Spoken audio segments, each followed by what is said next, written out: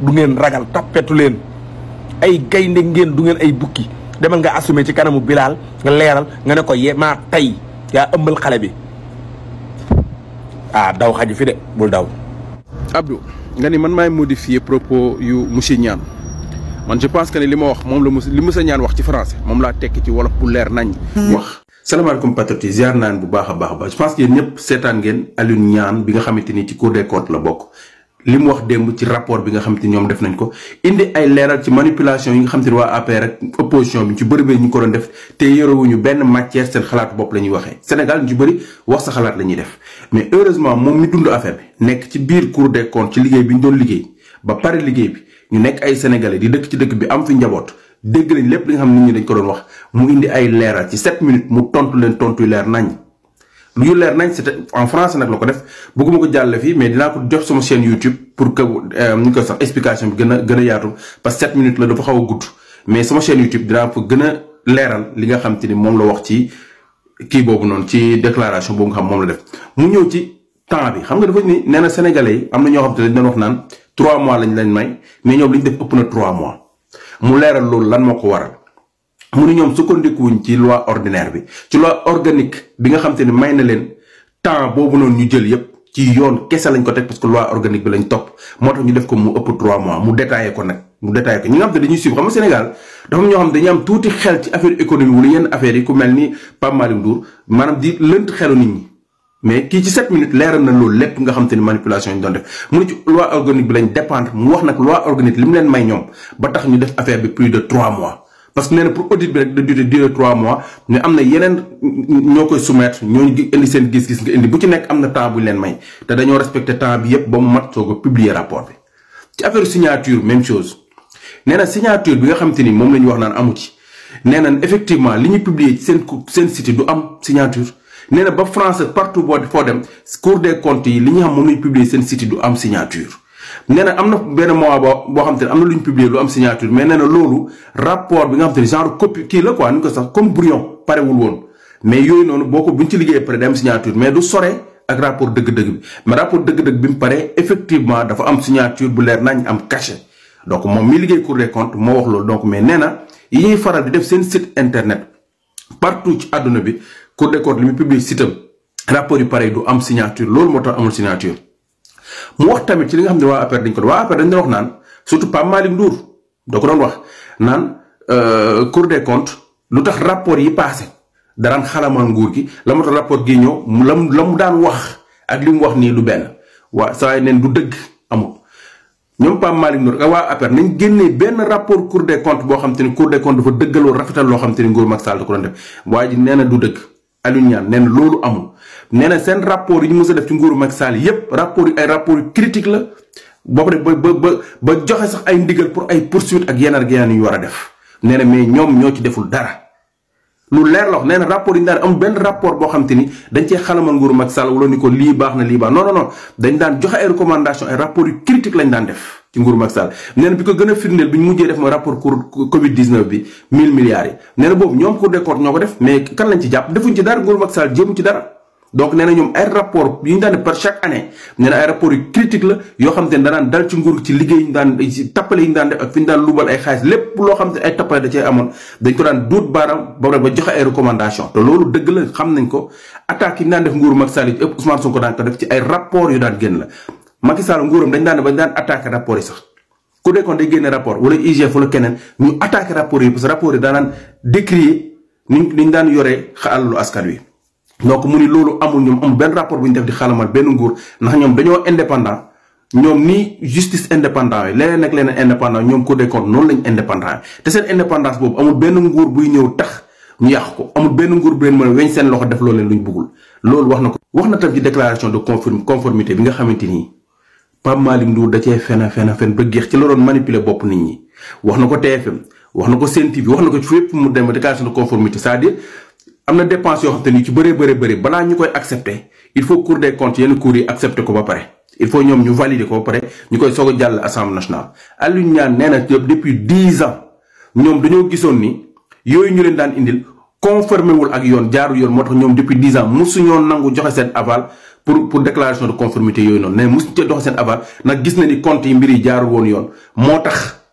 ñoom musuñ cee joxe seen aval mais terewul seen ñàkk a joxe seen aval yëpp nguuru Macky Sall daan na forcé jël ko yóbbu ko assemblée nationale voté ko te loolu du yoon pour wax leen rek Macky Sall ni mu daan jaayee doole nee na ñoom ñoo war a joxe seen aval ñu war ko yóbbu assemblée nationale voté ko mais nee na ñoom musu ñoo nangu joxe seen aval pendant 10 ans mais nguuru Macky Sall da daan forcé da ko daan jël noonu déclaration de conformité yooyu da ko daan jël noonu yóbbu ko assemblée nationale jàllale ko nu mu leen neexee donc loolu wax na ko ci kéem bi donc Pape Malick Ndour da daan wax naan lépp loo xam te ni déclaration de conformité yi la Cour des comptes moo ko daan validé ñu koy soog a yóbbu assemblée nationale sa waaye neen du dëgg loolu amul nee na pendant 10 ans amul benn déclaration de conformité boo xam te ni ñoom validé nañ ko pour ñu yóbbu ko assemblée nationale loolu lu ñu wax ci lu yooyu lañu war a wax nag sëñ bi yamul foofu de nee na am na président de la République boo xam te ni def na tout pour dissoudre Cour des comptes parce que li ko waral mooy Cour des comptes àndul woon ci li ñu daan doxale nee na am na président boo xam ne def na tout pour dissoudre Cour des comptes pour yéen kooku kan la man leer na man du Abdoulaye du Abdou Diouf du Abdoulaye Wade du Abdou Diouf kan moo fi nekk di dissoudre ay institution ban institution mën woon nañ jox Ousmane Sonko ay fiche de parrainage Macky Sall dissoudre ko te amu ci droit ba kan la ban président moo fi nekk décision de justice taxaw mu ne du ko appliquer kan la Macky Sall ci boppam moo naroon a dissoudre Cour des comptes depuis parce que àndul ak ñoom seen indépendance bi ñu am wala doon dérange mënu ñoom dara seen budget da leen koy jox seen salaire da leen koy jox lépp lu ñu am dañ koy am mais mënu ci dara xamul lu muy def ak ñoom ndaxte rapport bu mu génn gën a bu ñu génnee dal ci koom gën koo sonal mu xam ne ñii dañ koo sonal mu naroon ko dissoudre waaye mënul nekk nee na am na président boo xam ni depuis yàgg na di la tout fait pour dissoudre Cour des comptes waaye mënu ko donc waxu Aliou Niane bi duñ ci wax patriote lii ngeen war a fësal en français la ñuy def ay live nañ ko def en wolof nit ñi xam li mu wax. Abdou nga ni man maay modifier propos yu monsieur Niane man je pense que ne li ma wax moom la li monsieur Niane wax ci français moom laa tekki ci wolof bu leer nañ yokkuma ci wàññiwuma ci. nee na am na président boo xam te ni il a tout fait jéem na pour dissoudre Cour des comptes waaye sottiwul ndax ñoom seen indépendance seen bakkan lañ ci teg wax na ci loo xamante ni Cour des comptes waroon a jaar ñu valider ko ba pare ñu muy soog a dem assemblée nationale mais Macky Sall da doon jéggi loolu lépp dem directement yóbbu ko assemblée nationale voté ko parce que ñoom mosuñu koo nangu signé depuis plus de 10 ans mooy kii de conformité yi. wax na ci affaire signature yi ngeen naan amul maanaam kenn signé wu ko mu xamal leen ni du dëgg rapport bi signé nañ ko mais yi ñuy publier kenn du ko signé yamul foofu noonu. mu wax ci temps bi nga xamante ni dañuy dafa dépassé 3 mois mu wax lan moo tax mu dépassé 3 mois ci fi ñu sukkandiku ba def ko loolu laa wax textuellement benn par benn li nga xam critique ngeen doon génne waa APR di ko génne di yàq xelu askan wi génne waa APR di ko génne di yàq xelu askan wi moom la jël leeral ko benn par benn en français moo def ko en wolof boo déggul tubaab nag xaaral ma tegal la ko li mu wax ñëpp déglu ko xam lan la wax maanaam seen tappale yi ngeen nekke woon nekk ci plateau yi di wax ci Cour des comptes di tappale loolu la leeral benn par benn mais li ne ci biir rapport bi moom ñëw ci contenu bi ñëw ci mais ci forme bi li ngeen doon saboté ci forme bi loolu la ñëw leeral ko wax ban liggéey bu am solo bi nga xam te moom lañ ci liggéey mu xamal nit ñi ni ñoom tappale nekkuñ ci amul benn nguur kenn koo xamante ni mën na leen a def loolu ñu bëgg ndax ñoom dañoo indépendant comme ni nga xam ne noonu la président bi indépendant noonu la assemblée nationale indépendant ñoom Cour des comptes noonu la ñu amee seen indépendance te seen indépendance boobu seen bakkan la leen jaral nañ ko seet. Professeur, un membre de la Cour des comptes ne peut pas parler aujourd'hui sans parler du rapport d'audit sur les finances publiques. Je demanderai 2 minutes seulement pour clarifier. Et vous avez vu, tout dernièrement, la Cour des comptes était sur la sellette parce que tout simplement, nous avons produit un rapport sur la situation des finances publiques. Le rapport sur la situation des finances publiques est une exigence du code de transparence dans la gestion des finances publiques de l'UEMOA. C'est vrai, c'est le premier exercice parce qu'en 2019, il n'y avait pas de rapport, mais c'est le premier exercice. Mais nous avons en retour entendu, c'est vrai, des camps qui soutenaient la Cour des comptes, c'est tout à fait normal. Des camps qui critiquaient la Cour des comptes, c'est aussi tout à fait normal. Mais sur certaines questions, je voulais quand même clarifier pour vous et peut-être pour l'opinion publique sénégalaise dans sa diversité. On nous a dit que la Cour avait 3 mois pour faire le rapport. C'est vrai, si on regarde le code de transparence, il part de 3 mois.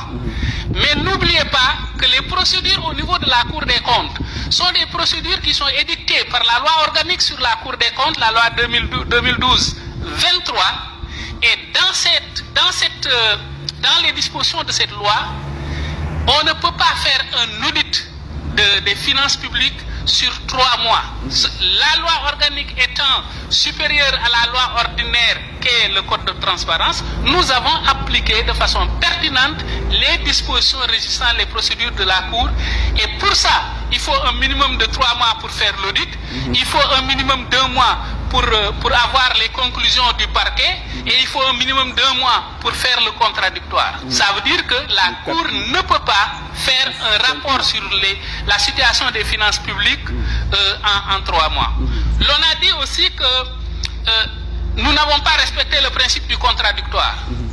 La loi organique sur la Cour des comptes dit que toutes les procédures de la Cour sont écrites et contradictoires. Ça veut dire que nous, tout ce que nous faisons, c'est à partir du contradictoire. Maintenant, lorsqu'on parle de l'audit sur la situation des finances publiques, c'est pas un audit qui s'intéresse à telle ou telle personne ou tel ministre. Il s'agit pour cet audit de mettre le curseur sur la situation des finances publiques en temps T, tout simplement. Donc, on ne s'intéressait pas aux ministres qui se sont succédés au niveau du ministère des Finances ou bien au niveau du ministère de l'économie. Ce qui nous intéressait, ce sont les administrations qui ont produit les données, et le contradictoire a été respecté avec ces administrations. Les gens ont dit que aussi le rapport n'était pas signé. Le rapport était bien signé. Nous ne pouvons pas faire un rapport qui n'est pas signé. Maintenant, les publications au niveau du site de la Cour, c'est des publications où nous n'avons pas de signature au niveau de ces publications. Et là, vous allez dans n'importe Cour des comptes, y compris la Cour des comptes française, vous verrez qu'il n'y a aucun document signé au niveau du site. Fam lu am solo lo xamanteni da ko wax moy ñi wax naan affaire contradiction manam dañu warona déglu ministre les ministres concernés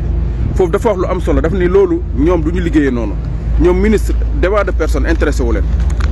ñom ñu ni débat de personne comme nit ki intéressé wu len ñom système bi len intéressé maam document yañ fa fekk yañ fa bayyi ci loolu lañuy liggéey par rapport ak loolu administration bi jugu fi nit ki dem na mais administration bi jugu fi la nit ki liggéey ma nga fa ci loolu lañuy sukkandiku basé wu ci def sen rapport mais nit ki wa APR dañu wax naan non dañu waroon déglu Abdoulaye Daouda Diallo mu indi ay document moom yan document lam Abdoulaye Daouda Diallo amul document amul document état bi la te ma nga sur place ñom buñu démé yoyu lañuy jël liggéey ci liñ ci wara liggéey mais wala nga wara tontu mais li ngay tontu yow ya ko mo sa fi bop la ñu ni duñu liggéey non document yi ñi liggéey mi ngi sur place état finance état bi la mi ngi sur place buñu démé lañ fa fekk administration ba nga fa mom lañuy jël liggéey ci liñ ci wara liggéey donc ki lu leer la wax lu am solo la wax sur la forme li ngeen doon jiixi jaaxa mu ni ci ay leeral te ba léegi nii waa APR mosu ñu wax ci fond bi de tout ci ay forme lañ doon wax ci forme yooyu la leen tontu yu leer nañ donc mon cher demal nga dégluwaat bu baax li mu wax da ngeen bàyyi seen caaxaan yi ngeen nekke. Les gens ont dit que aussi le rapport n'était pas signé. Le rapport était bien signé. Nous ne pouvons pas faire un rapport qui n'est pas signé. Maintenant, les publications au niveau du site de la Cour, c'est des publications où nous n'avons pas de signature au niveau de ces publications.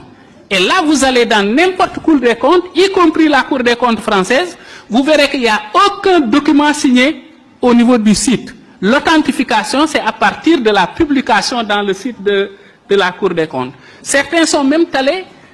jusqu'à comparer la dernière page d'un rapport signé et la dernière page du rapport qui est sur le site. Ils ont dit que c'était différent. Normalement, ça ne peut pas ne pas être différent. Ce qu'ils avaient, c'est un rapport provisoire. Ils n'auraient même pas dû obtenir une copie du rapport provisoire. Mais ils ont publié la dernière page du rapport provisoire signé. C'est absolument normal que cette dernière page soit différente de la dernière page du rapport définitif. Mais yéen amulen ben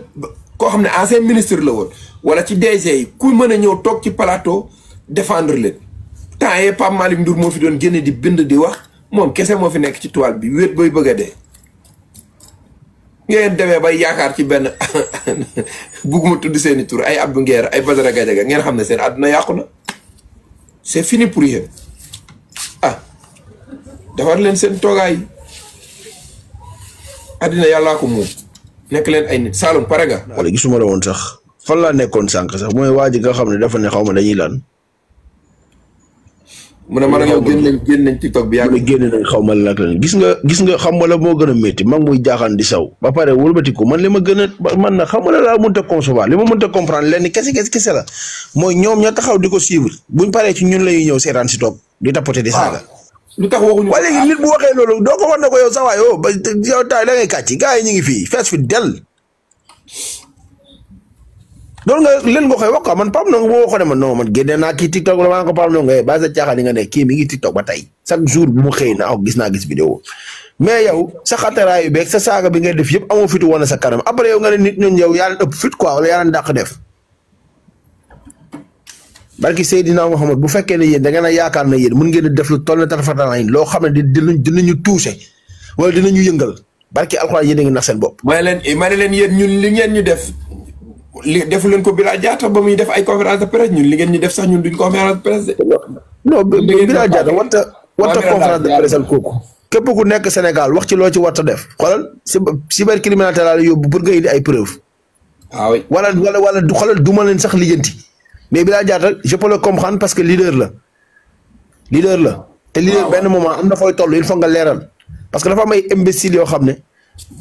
ay nit yoo xam ne tekki wuñu dara. tekki wuñu dara ba pare yow te instant muy toll nii sa ndey ak sa baay amuluñu Sénégal benn njëriñ yow buñ la laajee kuy sa baay nit ñi dañ naan ok kooku da xamuñ ko kuy sa ndey ok ndeyam da ngeen xamu ko sa waa ko ñoo ko xam Bilal Diatta ku ko laajte Sénégal dinañ xam ne Bilal Diatta ngi nii mooy maire Kër Massar Sud te mi ngi toj Kër Massar di def liggéey bu am solo yow léegi liggéey bi nga ko dénk ndax mi ngi koy def wala defu ko convenablement wala déet di nga ci gis ay patriotes yoo xam ne nag dañ naan non wartoon a def conférence de presse wartoon a porter plainte moom li mu sentir ba def conférence de presse yow sentiroo ko defoo dara toogal nga noppi. am Miranda ziar naa la. xoolal bu lijjanti nit ñi. patriotes yi bàyyi leen di jéem a xool naan ay kii moo war def ne war na def lii wala warta def lii déedéet seen yoon nekk ci li muy defal lu dul def. li ngeen ko dénk muy mairie bi ngeen ko dénk xool leen ndax mu ngi koy liggéey bu am solo wala defu ko bu ko defut ngeen dal ci kawam ci côté boobu noonu. biir moo mais ay Saloum waaw mais ñoom dama yaakaar est-ce que ban problème lañ am ak ay affaire problème mu jigéen ak góor ak. waaye mais parce que ay góor jigéen lañ xaaj bi yëpp ay toot lañ ñoom ñëpp dugg nañ ci bureau ministre yi leen di maral ñun xam nañ lépp nu mu demee. boo ci gis muy ngandlu di jaay affaire de góor doog pompe dënd ak nangam sangam dañuy dem ci bureau ministre yooyu ñoo nekk gën a doon bul daanu ci seen pièce bi dafa ndaag naa ci dugg de léegi amatuloo de gàtt sa rek jàpp ci xam nga lu tax tuuma kenn du ko weddee tuuma dimbali ma rek tuuma da nga koy weddee doo ko weddee tuuma da nga koy weddee ay dëgg parce que soo ko mën nga leen waxal loolu fekk tamit xam nga li ngay barki Seydina Muhammad dëgg la billaahi wallaahi tallaahi dëgg la waa xaaral léegi. kii ku la gën a tilim wala dàq naan ay nit daa tilim. ñoo gën a tilim ñëpp yow nooy tilimee naan nit ñi dañoo tilim yow nit ñi nga xam ne dañoo tilimuñ yow yaa gën a tilim ñëpp xaaj bi yëpp ay papier góor jigéen lañ tukkee ñoom xaaj bi ñëpp laa la wax ay papier góor jigéen lañ génnee Sénégal pour bëgg seen kii seen ni ko sax seen visa yooyu gaaw boo bëggee dégg-dëgg xaaj bi ci génn yëpp laa la wax Pape Ndongo ay papier góor jigéen la ñu génnee dëkk bi parce que lu tax ñu génnee ko. moo gën a gaaw pour am visa. waaw léegi wuy ma léegi xam nga man ñoom comme li ma la wax sànq man ak yow tàggee nañu fi 4 heures du matin 5 heures du matin ay nit di la woo ay nit di ma woo. loolu ay retard la may def ba tey. waaw xam tey jii te ba pare enseigné ko xaw ma 4 jours xaw ma 3 jours yoo xam ne yow koo tàggee démb kay su ñëwaatee di ko tàggeewaat tey dañ laa wax kii benn affaire si ñëw na fi bind ci suuf na ma yow waa. kii yow la yow deewagoo ba léegi man la de maa ngi fiy toog. xam nga lan lañ foogoon. waaw ñu tàggee Pape ñoom dañoo jàppoon ne dëgg la. xataraayu naan waaw waruñ maa def lii lu tax ñu may tàggee. sama njaboot gi ñu ngi jooy. sama papa ngi am problème sama yaay ngi nii. loolu lañ bëggoon. moo jooy. billaahi wallaahi loolu lañ doon xaar. dañ doon xaar tey Pape Ndongo wala benn Saalum ñëw naan non lii politique jaru ko yéen a ngi nii di ma tàggee politique fola. waaw patati ma fekk yoo di ngay tàggee la gën a ñàkk jom fuuf boo leen tàggee tey suba ñu xëyaat waxal la lu gën a xotteeku loolu nga merati dem tàggewaat ñu xëyaat waxal la bu gën a teeŋ nga xëyaat tàggewaat ñu def la woowaat la wow koŋ nga xëyaat tàggewaat ñu ne sa baay ma faal sàcc la daa daw nga gën a mer nag après da ngay wëlbati ko toog. c'est que rek problème bi mooy. xam nañ ñu problème mooy ñoom benn problème lay am mooy ñun xam nañ fan la ñuy dóor mu métti mais ñoom bu ñu waree fayoo xamuñ fan la ñu war a fayoo. xamuñ fu ñu war a fayoo fenn rek lañ mën a fayoo. ay deenaak saaga naa ko ndey ñun mën nañoo wax ba wax bi jeex tàkk te doo ci jégg benn saaga ndey te lépp luñ la wax mënuñ ci delluwaat beneen bi booy lépp luñ la wax dëgg la sa baay Macky Sall sa baay ma faal bi nga bañ ñuy taf moom la ñuy taf benn daa sàcc daa abbo kii nuñ ko wax sax. jet privé bi. avion la ab ba pare ñu defal ko ci kérosène moom fees boo demee umra ñaan ñu mu ne umra laa jëm ndekete yoo sawaay Maroc la jëm fa lay ndog waaw dem Maroc toog fa wëlbati ku ñëw di xataraay yow lay bandi lu mooy bandi da ngay bandi ñoo xam ne yàlla gën a doon bandi ñii ay ancien jelmaan lañ ñoo la gën a ñëmal xotte fuuf nag bu ne ñoom benn point lañ am buñ gën a bañ si seen àdduna boo laajtee Mafal ana Mafal ndax mu ngi ci réew mi Mafal dem na Mafal ñemeetut sax tweet sax ñeme Mafal ñemeetu koo def parce que xam na bu tweet ñëpp xeeb ko feetu indépendance ndeysaan ñu dem jël photo Mafal indépendance am njëkk yi ñu dugal ko seen compte yi ak kos bu ëpp bi muy mel ne mbawri benn budoo bi suuf da koo tijji benn budoo bi suuf tijjeeku bi ci kaw du tëju parce que mbàq bi moo rëy riba rek moo nekk ci biir Saloum fii lu ngeen fi teg ñu kii ko lan la yow lu ngeen di jaay réew ngeen di jaay wala yéen arrogant ngeen di jaay wala yéen da ngeen di jaay ne da ngeen a ñemalu xotek wala lan la dama leen ngeen di jaay yéen Mafal moo leen war a Mafal moo war a ñëw taxaw fii taxaw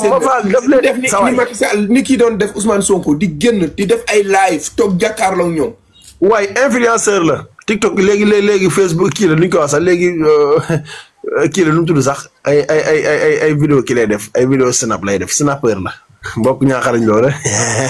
Macky Sall snapper la def ay snap bakket bu réew mi mais maa ngi ñëw Sénégal dinaa fa dugg def ay nangam aéroport Léopold Sédar Senghor ban Léopold Sédar Senghor ngay wàcc nga boo ñëwee AIBD ngay ñuus a wàcc Léopold Sédar Senghor dootoo fa wàcc di foofu kilifa ngay fay wàcc son excellence Bassirou Diomaye mooy wàcc aéroport Léopold Sédar yow boo ñëwee da ngay noq wàcc fële jël oto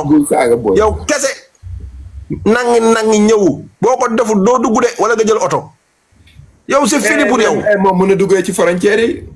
waaw mais waaw kay mais Bassirou Diomaye léegoo li ma la xanaa moom mooy wàccee digg aéroport Léopold Sédar Senghor laal ba tapis rouge bi dox ndànk ak ay naataango président yow amatoo naataango président léegi lan nga da ngay daw di dem di taaxuraani ji rek da ngay wëri rek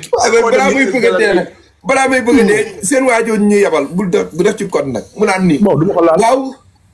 son excellence président Macky Sall da ngeen koy joobe ci réew mi mais bitim réew moom la ñuy soxla yow Samba Alaar bitim réew lu ñu koy doyee ñun waaw defal nànk léegi moom buñ ko soxla woon tey Mafal buñ ko soxla woon bu ko France soxla woon yow France kañ ngeen ko gëj a dégg ñu ne wone Mafal mi ngi dem na fa ndomba tànk ba ñu yore woon sax dañ ko ndomba tànk ba deñ na c'est fini pour moom dañ na ko yow da nga yàq suñu diggante ak Sénégal nga bëgg ñii fi nekk waaw ñoom 16 ba Mafal toogoon sax sànni nañ ko may nañ ko nee nañ Mafal dootu fi ñëwti 16 ba sax sànni nañ ko ca biti léegi Mafal yow perte loolu yëpp ndax benn Ousmane Sonko pet booy bu am 44 ans moo ne ko xëy saa waay demal nga toog mbay waa ñu am 49 ans benn Ousmane Sonko ne ko Mafal xoolal yóbbu naa la retraite yow c'est fini pour yow. déglu naa seen bàyyi xale ba réew mu ñuy sonn la mu ne nee na Mafal mooy président Afrique. mooy président Afrique ban Afrique moom lan lañ ko fale kon lan lañ ko fale ba mu nekkee ba mu nekkee président Sénégal laa la wax waa Afrique ñoo ne ko yow bul ñu fontoo booy commandé di dem di yelwaanal Sénégal mais bul yelwaat suñu tur kon kooku ñooñu koy waxuñoo moom. man Afrique boobu nekkoon président Union africaine de. waa léegi animu. ana président Union africaine mais instant yi lu mu doon moom lu mu doon ci lu mu doon. dara maa ngi moom a yem. billaay wallaay maa ko ëpp. maa ko ëpp kon ñoom ñu naan moom mooy président moom la waa bitim réew soxla moom lan lay dox.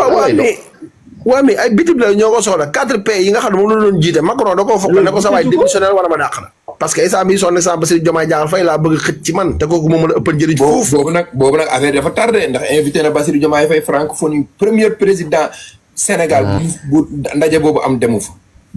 léegi mu ne ko ñëwuma. barke alxuraan dem ci africain yi moo ko gënal. yéen souveraineté boobu noonu. waa ji am ko. boulevard bi ñu tuddee général de Gaulle mu dindi ko. mu dindi ko moom 7-8. loolu acte bu fort Mamadou Diallo lañ koy tuddee. yow kooku noonu taxaw tey exemple. woor wàcc waxtu bi jàll. waaw yow bëgg li nga xam mooy Sénégal nekk ci souveraineté muy lijjanti loolu yéen ngeen di xataraay ndax koo xam ne gars yi instant influenceur la. ñemetul sax tiwite gisatu leen vidéo yéen vidéo bi ngeen mujjee gis mooy ba mu leen woowee Mamadou Diagne Faye da taxaw mu naan ay Macky ñëwal namm nañ la foo leen ko namme koo xam nee na dinaa ñëw campagne ñëwul ko ngeen war koo bàyyi ko ngeen xam ne carrément influenceur la def ay appel vidéo du ñàkk fayda man dus naa def appel vidéo ay samay kii naan leen na damay ñëw mais appel vidéo man mbay bu namee soxnaam si appel vidéo lay def après ngeen bëgg ñoo fon may sama gën a doon naka instant baax na bàyyi naa foofu mbay nee na bul dugg foofu yaa ngi def penalty amul noppi indi toj kaas yi si loolu léegi ma toj kaas yi suuf lay nekk leer laa leer bañ a toj kaas yi booy bay samay kaas ma toj say kaas de dara dalu la ngay dof waaye lii Malika nee naa ci def code def naa ci code bu yàgg ci def code de sinon man ma toj kaas yi buy mbay di bu seetlu Pape Ndongo booy seetlu benn affaire buy mbay di wax ni tapotage bi day yéeg boo noppee tapotage day wàññeeku ba ba amul ku nekk jour dem tapotage automatique J'aimerais en terminer tout simplement pour dire que la Cour est une institution indépendante. Elle ne dépend d'aucun pouvoir. Elle ne dépend d'aucun pouvoir. Nous ne dépendons pas du pouvoir exécutif. Et au niveau de la Cour, nous tenons à notre indépendance. Nous tenons à notre indépendance comme à la prunelle de nos yeux. On ne permettra pas à un seul pouvoir dans ce pays, ici et maintenant, d'hier, de s'impliquer ou de s'immiscer dans le cadre du travail de la Cour des comptes. Ce que nous faisons, nous le faisons parce que nous sommes la sentinelle des finances publiques dans ce pays et nous continuerons à l'être. Le professeur Diokhane est là. Le professeur Diokhane est là. Un président de la République a failli dissoudre la Cour des comptes à cause de son indépendance. Vous avez vu aussi, tout dernièrement, on a sorti un rapport sur le Covid. Ça fait 2 ou 3 ans. Et la levée de bouclier que ça a créé. En tout état de cause, nous le disons de façon très nette, nous sommes un pouvoir au même titre que le pouvoir exécutif, au même titre que le pouvoir législatif. Nous assumerons notre indépendance jusqu'au bout, quel que soit le pouvoir qui serait en place. Je vous remercie. dama gis maire Bilal Diatta mu def benn conférence de presse di leeral ay tuuma yi ñu teg si ndoddam mu am ñuy commentaire naan ko lii jërul conférence de presse affaire yooyu noonu pour lan jërul conférence de presse ñu tuumaal ko ci digg pénc mi muy maire bu nee patt ñu ne moom la bu nee patt ñu ne moom la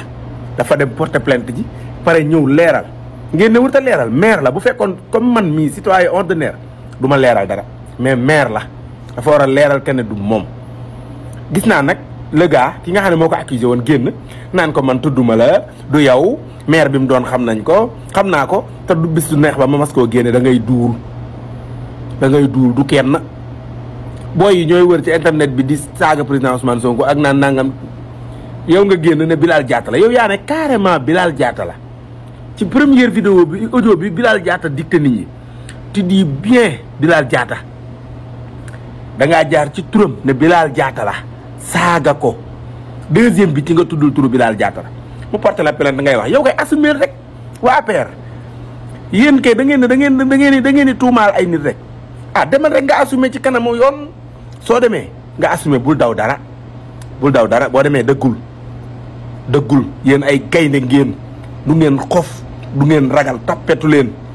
ay gaynde ngeen du ngeen ay bukki demal nga assumer ci kanamu Bilal nga leeral nga ne ko maa tey yaa ëmbal xale bi daw xaju fi de bul daw